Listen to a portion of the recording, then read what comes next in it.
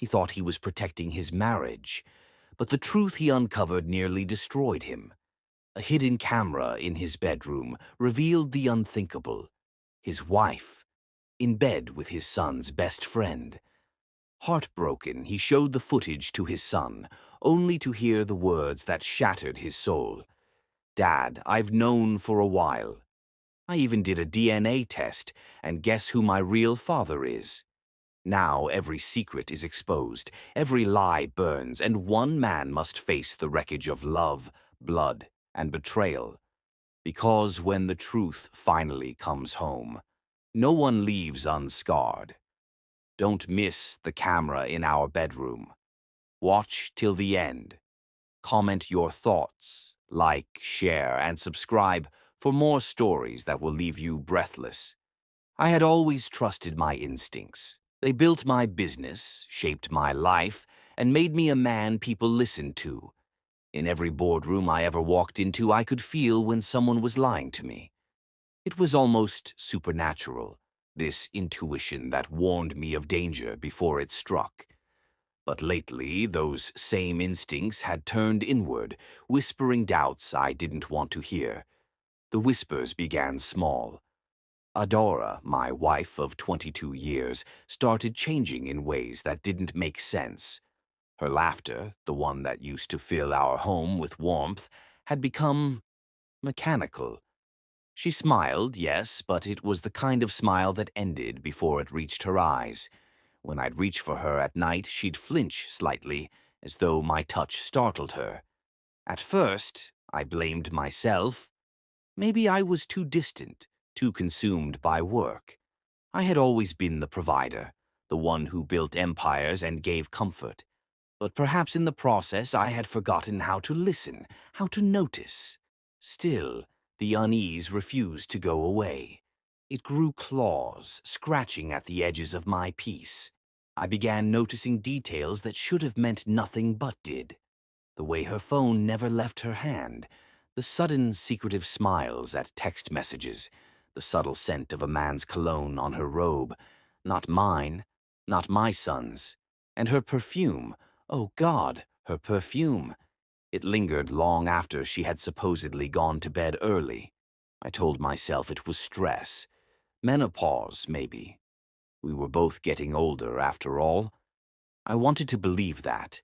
I needed to believe that. But at 58, I had learned one thing. The truth doesn't hide forever. It waits, patient, biding its time until the right light exposes it. That light came from a small black camera. It was a decision I wrestled with for days. The idea of installing a camera in my own bedroom felt invasive, dishonorable. I was a man raised with pride and principle. But the unease had turned to torment. I couldn't sleep. I couldn't think. Every time Adaora smiled, I wondered who she was smiling for. Every time she left the house, I wondered if she was coming back to me or coming back from someone else. So one night, when she went to her mother's place for a family meeting, I did it. I stood in our room, staring at the massive mahogany bed we had shared for over 2 decades, and I felt something twist inside me. That bed had seen our joy, our laughter, our quarrels, our reconciliations. Now it was about to bear witness to something else. The camera was small, barely noticeable. I fixed it discreetly behind the decorative flower vase on the dresser, angled just right. Then I waited. 3 nights later, I got the truth I'd been begging for. I remember sitting in my study, the air conditioner humming softly, the glow of my laptop washing over my face. I opened the footage. At first, it was nothing. Adora entered the room wearing her silk robe, the cream-colored one I had bought her in Dubai 2 years ago. She moved around with a kind of restless energy, fixing her hair, spraying perfume, glancing at the door as if waiting. Then came a knock, a soft, almost familiar rhythm. She rushed to open it.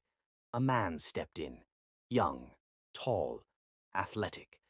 For a second I couldn't place him, but when he turned and smiled, recognition hit me like a sledgehammer. It was Chuka, my son's best friend, the same boy who had spent his teenage years in this house, eating my food, calling me Uncle Obina, laughing with my son, watching football in my living room. I had paid his school fees when his father died. I had treated him like my own child. And now here he was. He walked in like he belonged there, confident, relaxed, with that lazy grin I'd always thought was charming. Adara didn't hesitate. She didn't look nervous or afraid. She welcomed him with open arms, pressing her lips against his like she'd done it 1,000 times. The air in my study turned heavy. I couldn't breathe. They moved together with a familiarity that shattered every illusion I'd been clinging to. She ran her hands through his hair, whispered something that made him laugh. The sound of her laughter, the one that had once healed me, now felt like poison. I sat there, frozen, watching the woman I had loved for over 2 decades betray me on the very bed where our marriage began.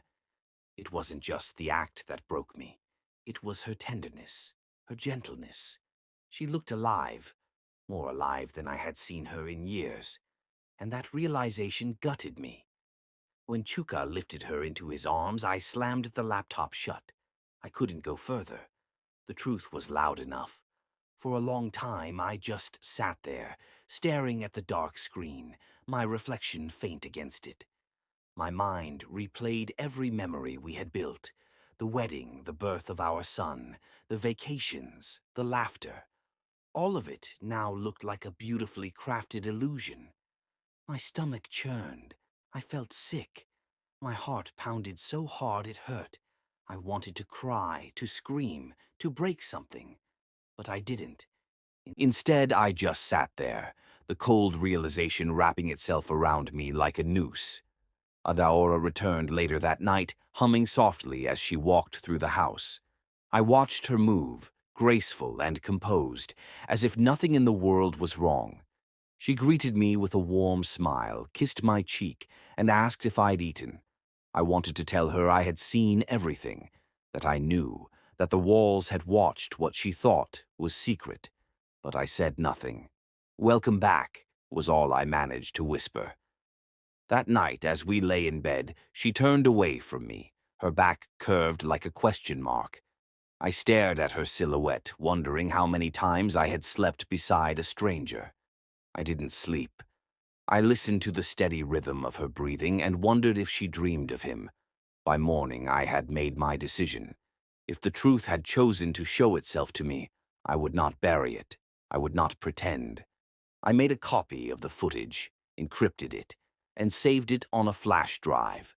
Then I locked it in my drawer. Some truths, I realized, are too powerful to destroy.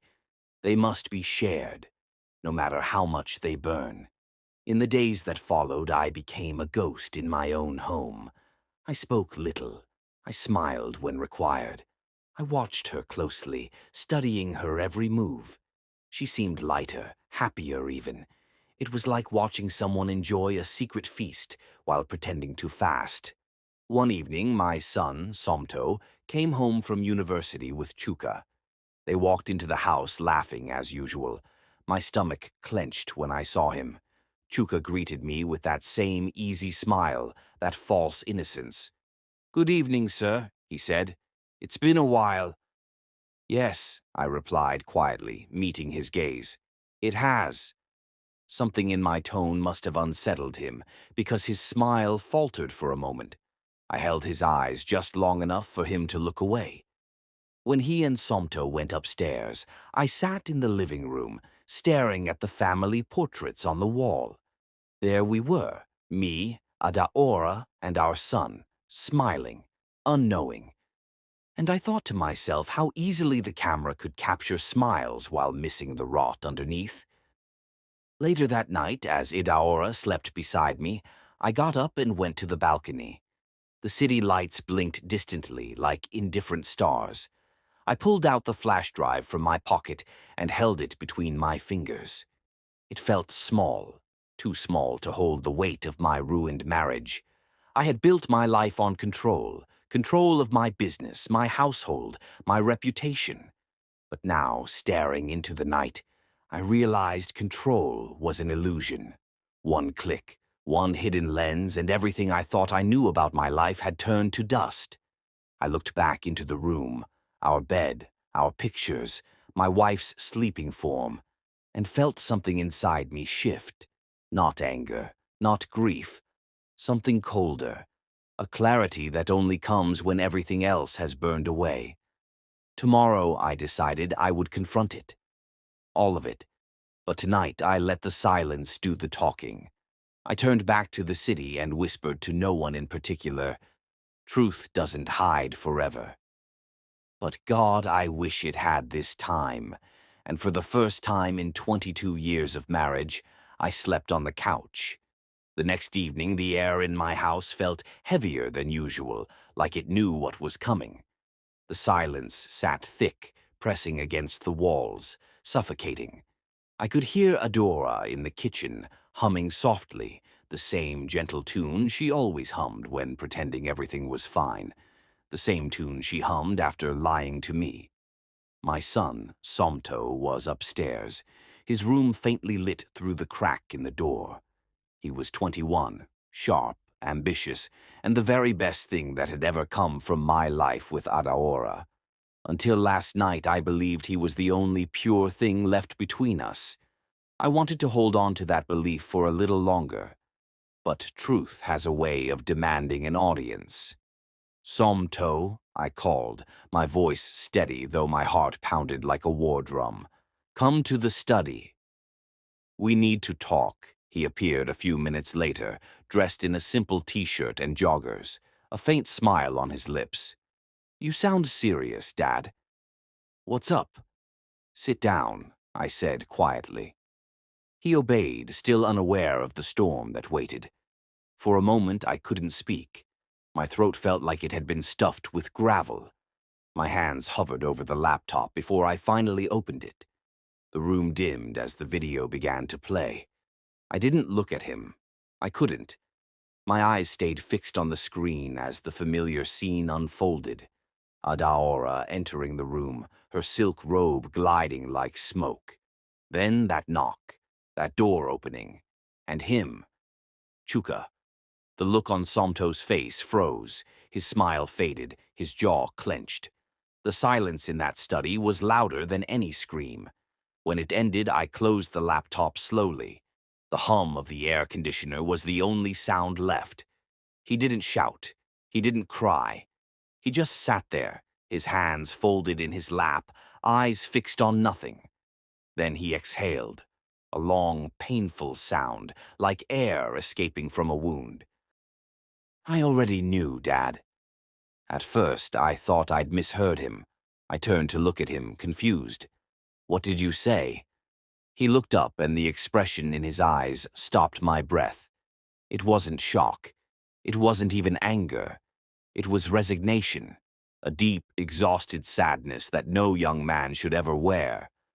"I said," he repeated softly, "I already knew." I blinked, my mind struggling to catch up. "What do you mean, you knew?" He leaned forward, elbows on his knees, rubbing his temples like the weight of his thoughts was too much to carry. "This has been happening for a while now, Dad." "Not just with Chuka," I froze. "What?" He swallowed hard. "There were others.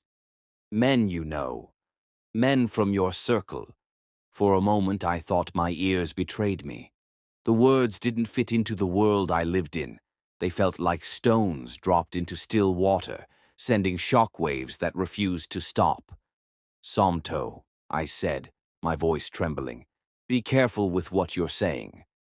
But he only looked up at me again, and I'll never forget that look. It wasn't defiance. It wasn't disgust. It was pity. "Dad," he whispered, "I wanted to tell you a long time ago, but I needed to be sure." "Be sure of what?" He hesitated. The air around him thickened. "So I ran a DNA test." I blinked, unsure what he meant. "A DNA test?" "Yes." He took a deep breath, his voice quivering now. "A paternity test." My heart slammed against my ribs. "Why would you?" He cut me off, his tone firm, steady. Because, Dad, I had to know. I had to know if the man who raised me was really my father. The room swayed. My mouth went dry. I tried to speak, but no words came. My son, the boy I had raised, fed, taught, protected, was sitting in front of me, questioning the very foundation of our bond. "What are you saying, Somto?" I managed, though my voice cracked. He reached into his backpack and pulled out a white envelope.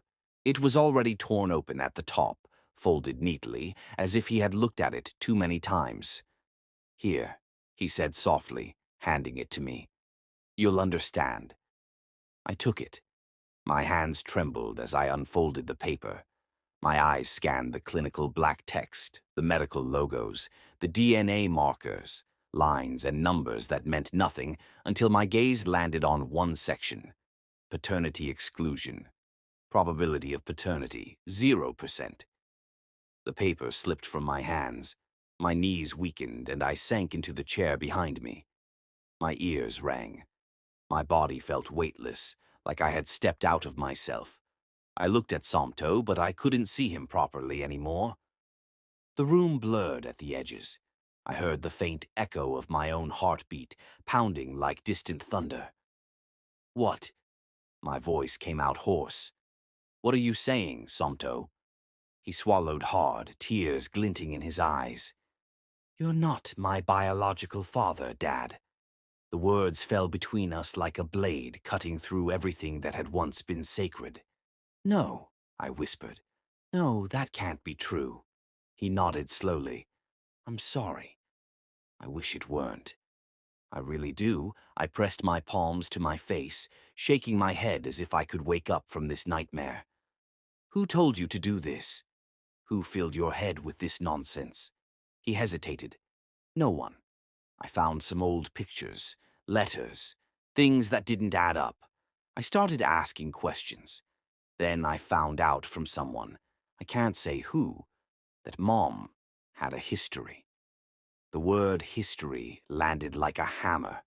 My mind flashed through years of marriage, our anniversaries, our family trips, the moments I thought were real. I saw her smile again in my memory, holding Somto as a baby, saying, "He has your eyes." Number. He didn't. I looked at my son, no, at the young man who bore my name, and for the first time I wasn't sure who he was anymore. My voice shook. "Do you know who your father is?" He didn't answer at first. He looked away, his jaw tightening. "Tell me," I barked, slamming my hand on the desk. "Do you know who your father is, Somto?" He closed his eyes, tears escaping down his cheeks. "Not yet," he whispered, "but I will find out." The silence that followed was suffocating. I felt as though the walls of the study were closing in on me, crushing me under the weight of betrayal upon betrayal. For 21 years I had lived a lie. I had poured everything I was into raising this boy, teaching him how to be a man, how to walk with integrity, how to honor his family. And now I didn't even know if that family was mine to claim. Somto stood slowly, his voice breaking as he said, "I'm sorry, Dad. I didn't mean for it to come out like this." I didn't respond. I couldn't. He took a step closer, then stopped. "I didn't want to hurt you," he said, "but you deserve to know the truth. You always taught me that his words stab deep." Truth. Yes, I had always demanded truth from my employees, my friends, my world, but I never thought truth would come to destroy me like this. As he turned to leave, I finally spoke. "Somto." He stopped in the doorway. I looked up at him, this young man I had cradled as a baby, watched grow, loved without measure. My voice was barely a whisper. "No matter what that paper says, you are still my son." He froze for a second, his shoulders shaking. Then he nodded and walked out, closing the door quietly behind him. The silence that followed was unbearable. I sat there for what felt like hours, staring at the paper that had undone 21 years of my life. I thought of Adora, her beauty, her charm, her laughter that used to feel like home. And I realized she had been wearing masks all along. Every "I love you," every kiss, every promise, it had all been painted over deceit.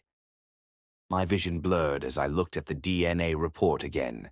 The lines swam before my eyes. Paternity exclusion, 0%. 0. 0. That was what my marriage was worth. 0. That was the loyalty I had received. 0. That was all that was left of the man I used to be. I don't know how long I sat there, alone with that paper. When I finally rose, my legs trembled. I walked to the window and stared out at the dark sky. The city lights shimmered distantly, indifferent, cruel in their calmness. I whispered her name, Adora, and in that whisper something inside me broke. She had betrayed me as a wife. She had robbed me as a father. But most painfully, she had turned truth into poison and served it to the only family I ever had. By the time I turned away from that window, I knew one thing for certain. There would be no forgiveness. Not for her. Not for this. Not ever. For 3 days I did not step outside my house. I couldn't. The world beyond my walls had become meaningless, a distant, hollow echo of the life I once knew. Everything that had mattered to me had collapsed inward, leaving behind a silence that was almost unbearable. Inside, the house mocked me. Every room had a memory, and every memory was a wound. The wedding portrait in the hallway, me in my agbada, Adaora in her lace gown, smiling like the sun itself shone for her, stared at me like an accusation. The framed photo of us with Somto on his 10th birthday sat proudly on the console table, his missing tooth and her laughter frozen in time. Once I saw love in those images. Now all I saw was deceit, preserved in glass. I moved through the house like a ghost, haunted not by spirits, but by truth. I replayed my entire marriage in my head, scene by scene, like a film that refused to end. The late-night calls she took in the bathroom, the church meetings that dragged past midnight, the sudden insistence that I travel more often to Lagos for business. I remembered the subtle scent of men's cologne that wasn't mine, the unexplained smiles, the restless nights when she'd turn her back to me and claim exhaustion. At the time, I chalked it up to stress, to life's seasons. But now, with everything laid bare, every inconsistency aligned like pieces of a puzzle I had been too blind to see, I hadn't just lost my wife. I'd lost the illusion that my life had been real. Sumter stayed away those first few days. I didn't blame him. He had been caught between two worlds, between the father who raised him and the truth that shattered him. I imagined him pacing in his apartment, reliving the same torment that kept me awake at night.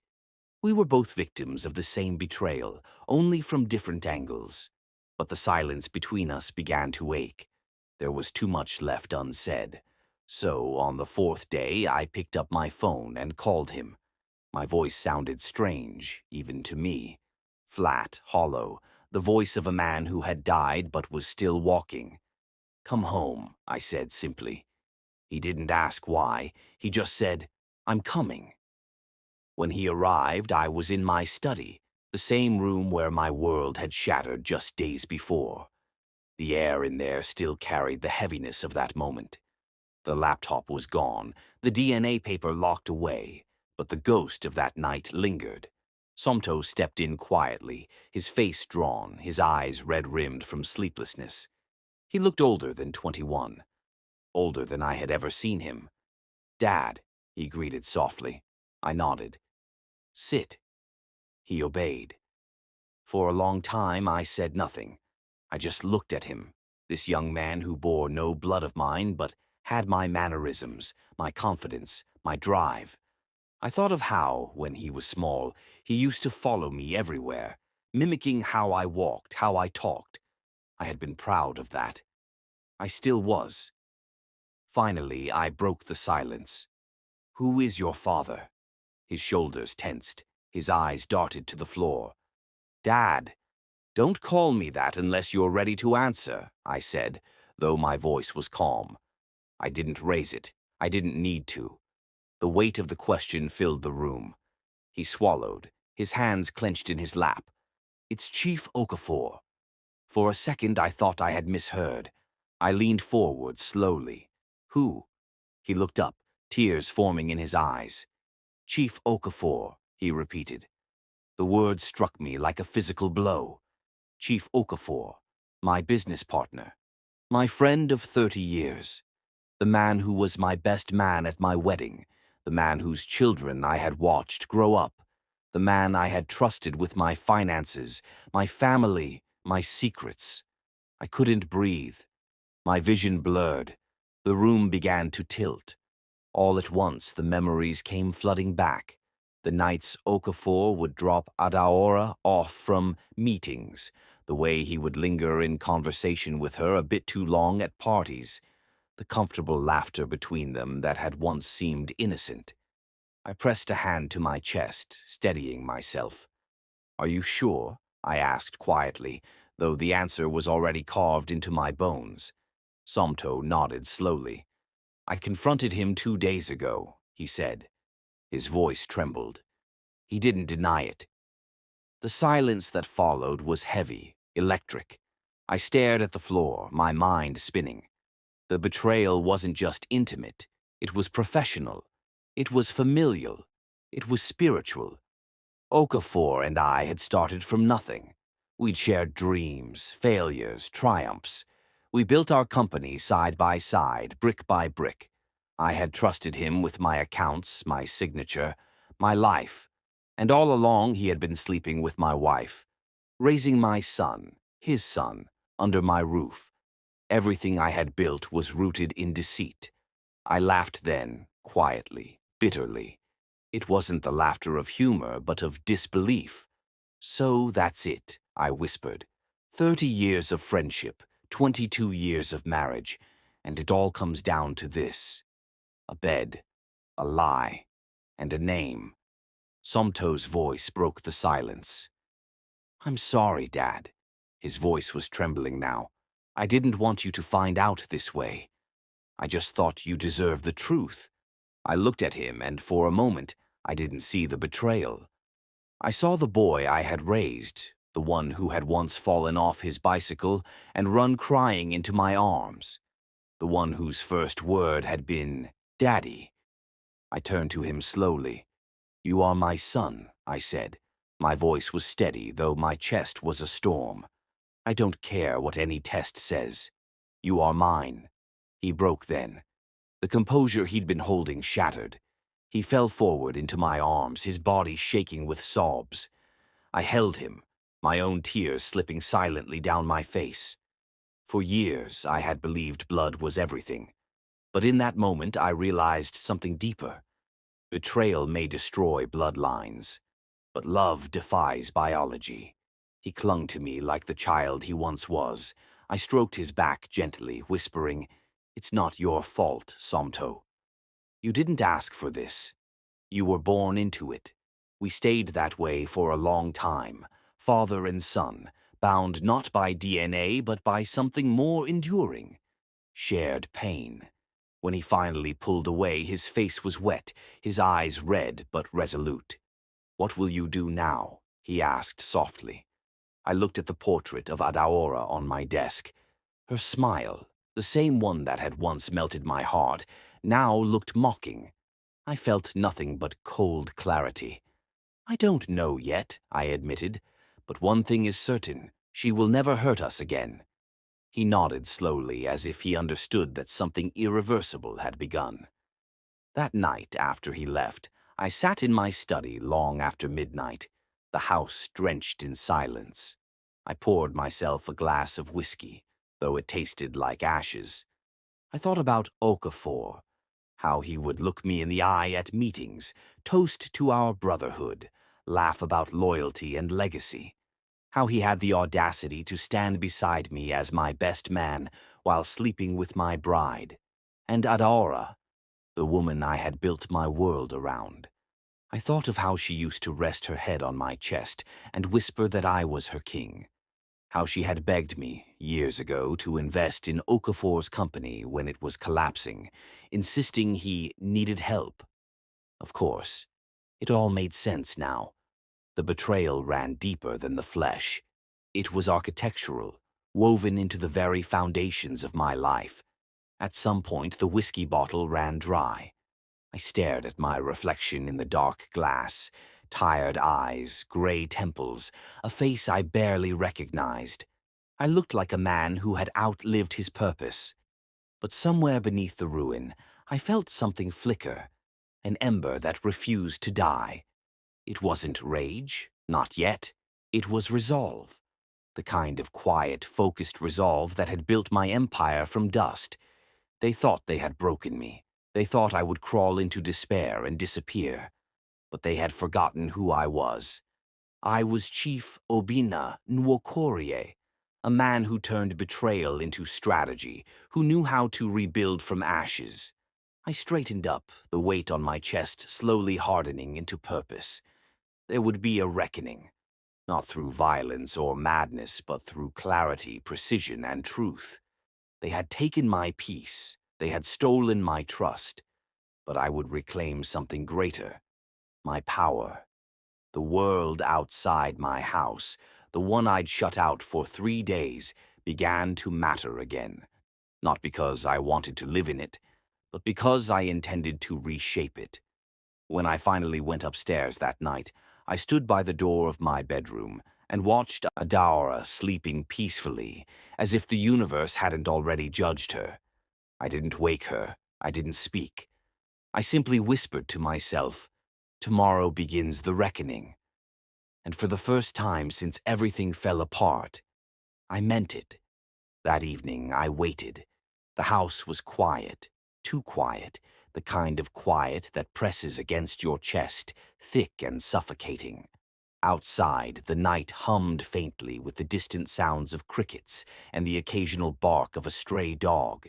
Inside, only the ticking of the clock on the wall kept me company, marking each second with surgical precision. I sat in the living room, a tumbler of whiskey untouched before me. On the table, side by side, lay the two objects that had changed everything: the DNA report and the USB drive containing the recording from the hidden camera, my two messengers of truth. The air in the house felt different now, heavy, expectant. Then I heard the soft purr of a car pulling into the driveway. Adaora was home. The sound of her heels echoed lightly across the marble floor before she appeared in the doorway. She looked radiant, almost painfully so. A flowing white lace gown hugged her figure. Gold earrings caught the chandelier's light as she walked in.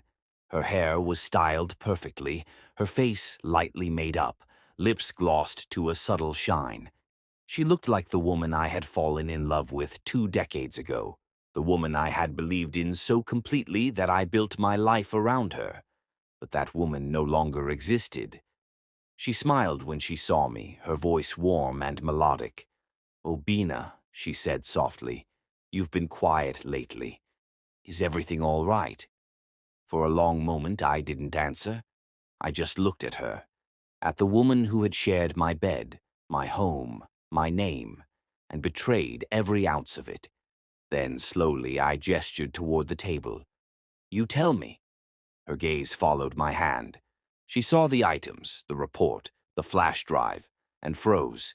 Her breath hitched, her eyes widened, and for the first time in years the mask slipped. "Where did you get that?" she whispered. I leaned back in my chair, my voice cold and steady. "From the truth." The color drained from her face. I watched the panic flicker behind her eyes as her world began to crumble. "Obina, please," she began, her voice trembling. I stood abruptly, the chair scraping against the floor. "Don't," I said sharply. "Don't insult me with excuses." She took a step forward, tears glistening. "I can explain." "Explain?" I barked, my voice echoing through the room. "Explain what?" "How you turned our marriage into a circus. How you opened our bed to strangers." or how you made me raise another man's son." Her knees gave way and she fell to the floor, her hands trembling as she clutched the hem of her gown. "Obina, please," she sobbed. "It wasn't like that." I cut her off with a glare. "Don't you dare! Don't you dare try to soften what you did." Her sobs grew louder, echoing against the marble. She crawled closer, her face wet with tears, but I stepped back. I couldn't bear her nearness. The scent of her perfume, once intoxicating, now smelled of deceit. "I gave you everything," I said quietly. My voice no longer carried anger. It carried exhaustion. Everything. A home, a name, love, loyalty. And in return you gave me this. I pointed to the table, to the proof of her sins. She looked up at me, desperation in her voice. "I was lonely, Obina. You were always gone, chasing contracts, chasing power." I let out a bitter laugh. "So you found comfort in my friends? In my son's best friend?" She winced, covering her face with her hands. "I made mistakes." "Mistakes," I repeated. "A mistake is forgetting an anniversary, Adara. What you did was choice. Repeated, deliberate choice." Her sobs quieted. For a brief moment there was only the sound of our breathing, the slow unraveling of a life we had built together. Then I said it, the words I had rehearsed in my mind all day. "Leave." She froze. "What?" I pointed to the door. "Leave my house." Her lips trembled. "Obina, please, where will I go?" I stared at her, and for the first time I felt nothing. No love, no hate, no pity. Just a vast emptiness. "That's no longer my concern."